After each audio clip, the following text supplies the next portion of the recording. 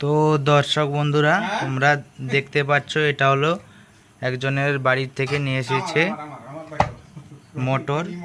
বাড়িতে যে ছোট্ট টুল পাম্পটা থাকে এটা তারই মোটর। তো দোকান কাস্টমারটা নিয়ে এসেছে যে ভাই এটা স্টার্ট হচ্ছে না, চলছে না। তো এটা আমি খুলে ফেলেছি পুরো। এটা হলো রোটার, এটা হলো এর ভেতরে ঘোরে। তো জিনিসটা কি হয়েছে না, এই যে দুটো বিয়ারিং থাকে, দুটো বিয়ারিং খারাপ হয়ে গেছে। আর একটা এখানে আছে, বন্ধুরা খুঁজে পাচ্ছি না। যাই হোক, এই দুটো বিয়ারিং আমি এখন নতুন লাগিয়ে এখানে ফিটিং করে দেবো।